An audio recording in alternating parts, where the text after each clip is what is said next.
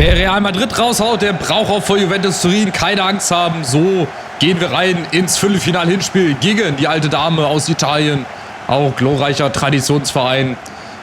Mehrfacher Meister gewesen. Zwangsabstiege schon miterlebt. Aber auch seit Jahren ist da so ein bisschen der Lack ab, würde ich sagen, oder?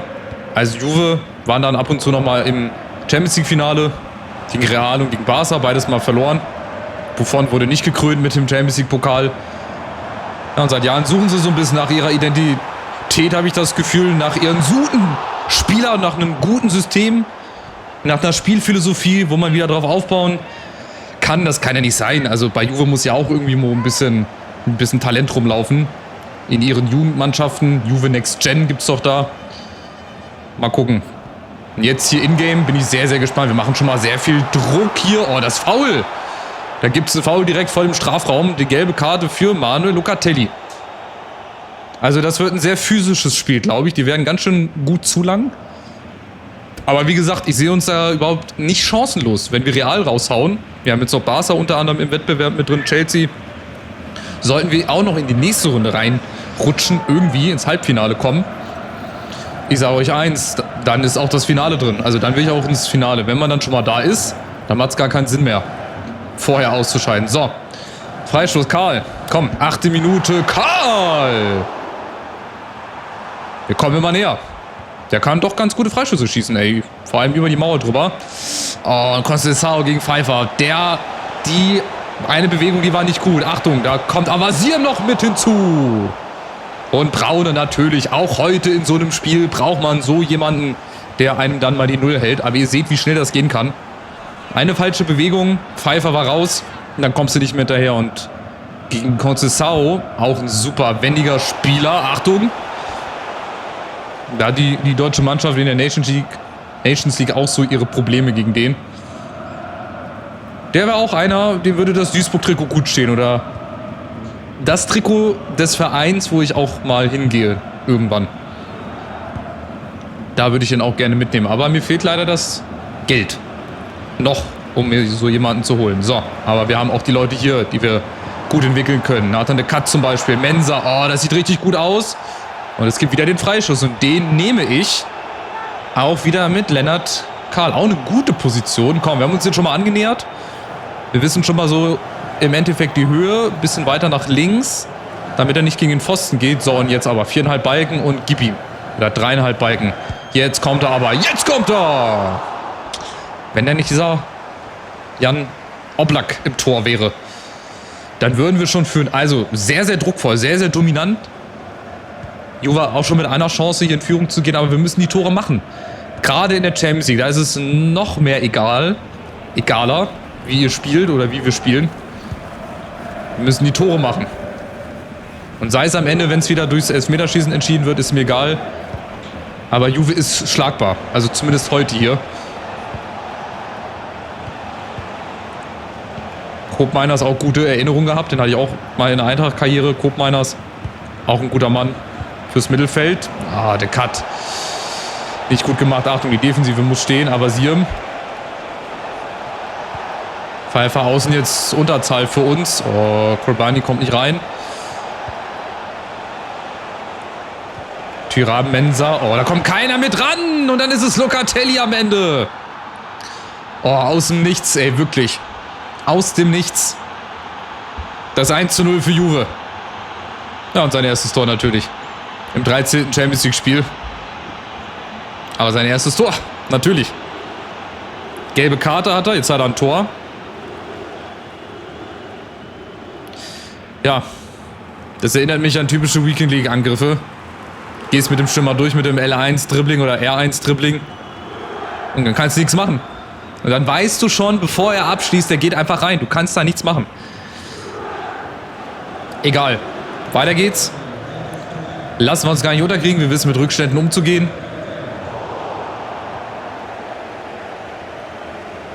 Wir machen weiter. Wir dürfen uns jetzt nicht in so einen Negativstrudel hier begeben, natürlich. Sodass die hier Oberhand gewinnen. Aber das wird ihnen jetzt natürlich erstmal ein bisschen Auftrieb geben. Ja, sehr unnötig. Spielen jetzt von hinten nach vorne, von links nach rechts. 1, 2 Ballkontakt und dann sind die Angriffe da, aber auch die Lücken. Der Gref gegen Gatti, wie schnell ist der Gref? Kusiasare, Mensah müsste durchlaufen. Kein guter Laufweg. Wenn er durchläuft, dann kann ich ihn versuchen zu schicken hinter die Abwehr. Das nochmal zum Thema, dass die KI noch ein bisschen intelligenter werden muss. Also er muss das sehen, dass, wenn ich den Ball habe, dass er sich auf den Weg macht Richtung Strafraum. Und dann kann ich ihn schicken.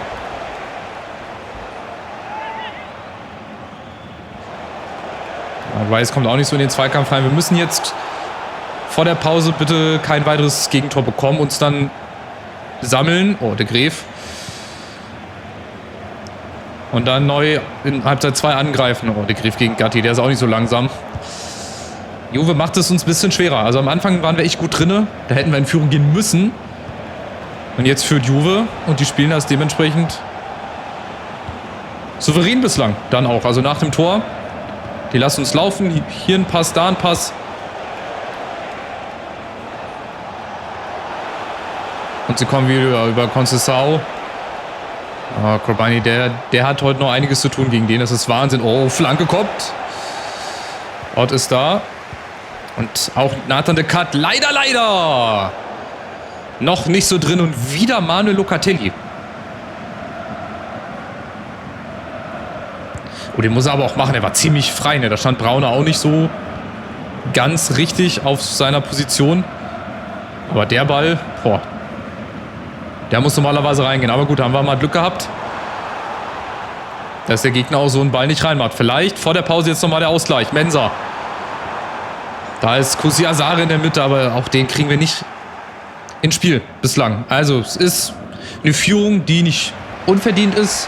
Bisschen schmeichelhaft vielleicht. Aber was uns auf keinen Fall zurückhauen wird. Also ihr seht, das ist weitestgehend eigentlich ausgeglichen. Gut Ballbesitz. Wenn ich 10 Minuten rumspiele im Mittelfeld und hintenrum, habe ich auch fast 70% Ballbesitz. Das ist jetzt nicht die große Kunst. Die große Kunst ist jetzt da hinten irgendwie eine Lücke zu finden. Und den Ausgleich zu machen. Ich glaube, mit einem 1-1 ist immer besser ins Rückspiel zu gehen oder generell mit einem Unentschieden, als dann mit einer Niederlage, wenn du musst am Anfang. Das möchte ich natürlich nicht. Aber Siem steht. Oh, Mensah kriegt den Ball da hinten weg. Aber Juve presst. Die stehen sehr, sehr hoch. Oh, jetzt fehlt aber Siem hinten. Achtung, nee, da ist er. Pfeiffer ist da. Aber ihr seht, wie schnell das geht. Keine Chance. Juve dreht auf und stellt auf 2-0. Lukas Stassin, sein erster Einsatz. Er spielt zum ersten Mal heute. Überlegt euch das. Wer sitzt bitte da im Trainerstab und denkt, Lukas Stassin hat noch nie gespielt, auch in der Liga eigentlich nur Bankwärmer. Heute müssen wir den aufstellen, weil gegen Duisburg wird er treffen. So, wer macht solche Gespräche? Und das geht natürlich nicht, dass der bis zum Fünfer spielen kann, unbehelligt, und wir nichts dazwischen kriegen. Also, schade. Es hat so gut angefangen eigentlich. Jetzt führt Juve 2-0. Aber auch, weil wir wieder Fehler machen. Klar, wir kriegen den Ball nicht hinten raus. Wir stehen nicht auf unseren Positionen. Wir verlassen unsere Position. Und dann kriegen wir hier eiskalt mal die Grenzen aufgezeigt, wie es auch gehen kann. Ne? Also klar, dass wir nicht jedes Spiel jetzt hier gewinnen bis zum Ende, ist auch klar. Oh, und Juve kommt. Lukas Stassin. Wir müssen zurückschlagen, egal wie. Kusiasare jetzt gegen Romagnoli. Jetzt ist es abseits. Ich überlege, ob ich nochmal umstelle. 4-4-2, breiter mit 2 Stürmern. Es könnte funktionieren. Ich weiß nicht, ob es funktioniert, aber das weiß man vorher immer nie. So, Sarko rein. Und let's go. Und selber umgestellt ist natürlich nicht. Warum auch? Das bringt zum Beispiel auch nichts, wenn ich dann im Menü die Taktik schon aktiviere und sich die dann trotzdem nicht im Spiel umstellt. Weiß ich auch nicht. So. Mal gucken. Ein 2-0 ist auch schon ein sehr happiges Ergebnis. Gerade wenn du dann in Turin spielst gegen Juve. Aber wir haben auch in Madrid 4-2 zwischenzeitlich zurückgelegen und haben es dann irgendwie geschafft. Also es ist nicht unmöglich, auch hier nochmal einen Anschlusstreffer zu erzielen. Aber Juve macht das sehr gut, muss man leider sagen. Die finden die Lücken, weil wir sie natürlich auch lassen. Und dann spielen die da einfach rein. Das haben die Gegner vorher halt nicht gemacht. Und deswegen führen die jetzt auch ja, mit 2:0. Das geht in Ordnung jetzt aufgrund der zweiten Halbzeit. Aber wir sind natürlich lange noch nicht geschlagen.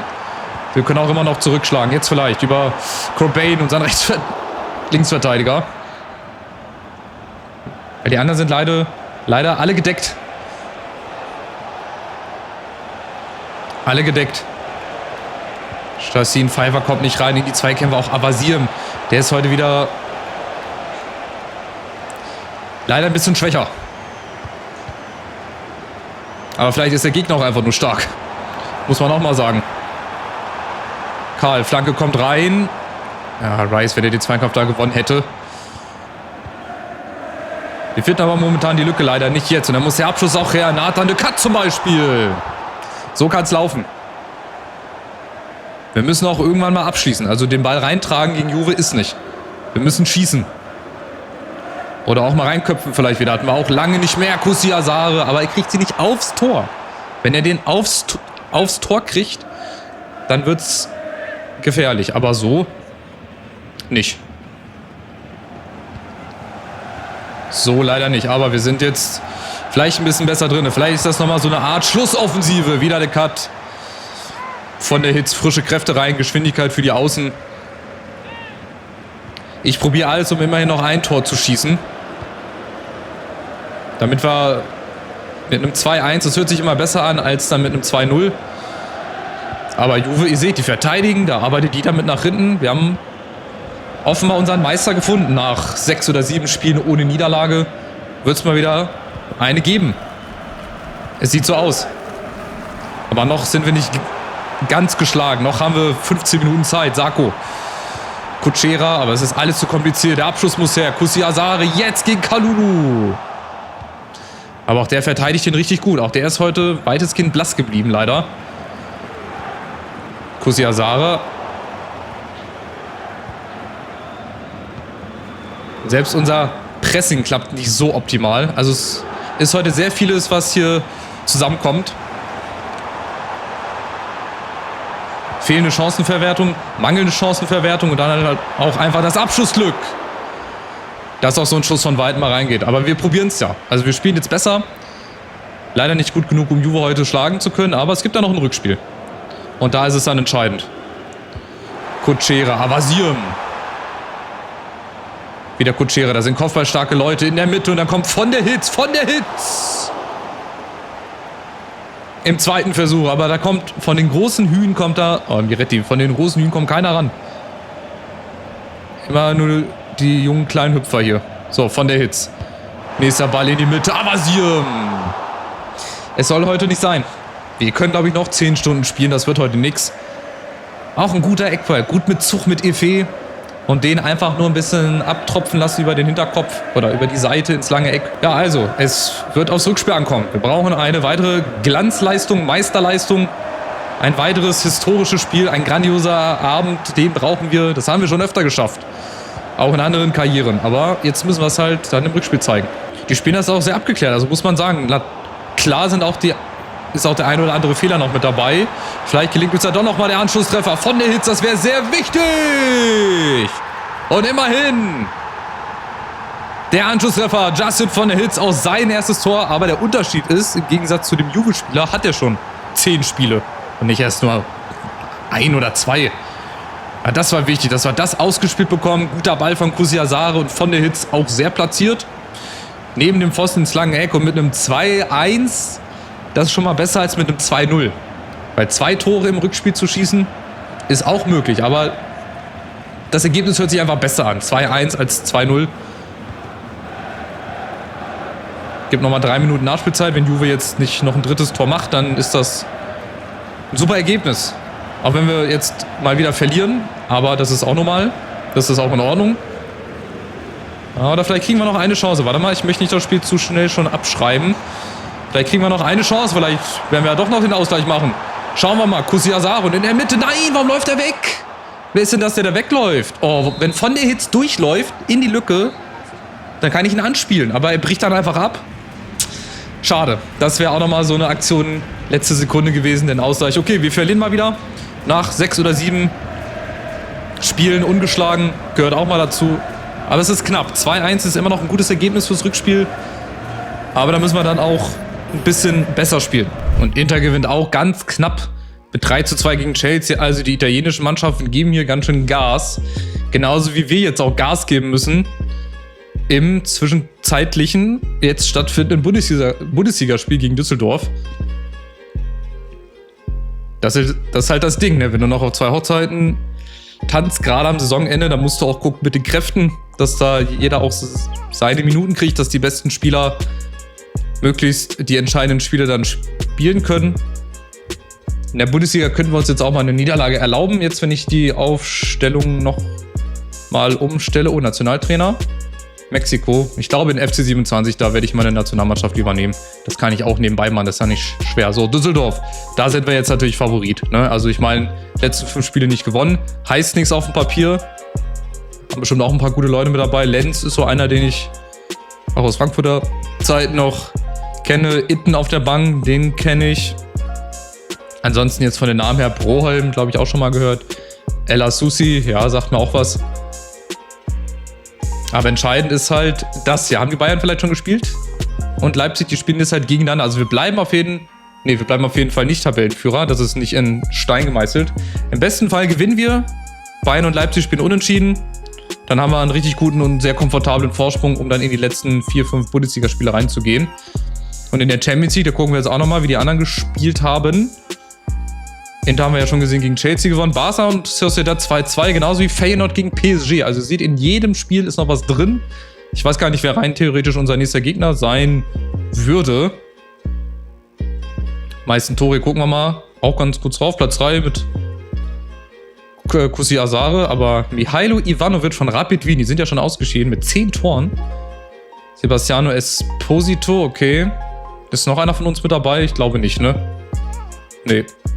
Aber wie gesagt, Kusi Asare 5 Tore am Anfang gegen Nicosia gemacht. So, also es geht schnurstracks weiter ins nächste Bundesligaspiel. Wir haben hier keine Zeit, uns auszuruhen. Ihr habt aber Zeit, um noch einen Daumen nach oben hoffentlich dazulassen. Und wenn ihr das noch nicht gemacht habt, kostenloses Abo, weil prozentual die meisten Leute, die meine Videos gucken, sind noch nicht Abonnent. Deswegen verändert das doch gerne. Das würde mich sehr, sehr freuen. Macht's gut. Ciao, ciao.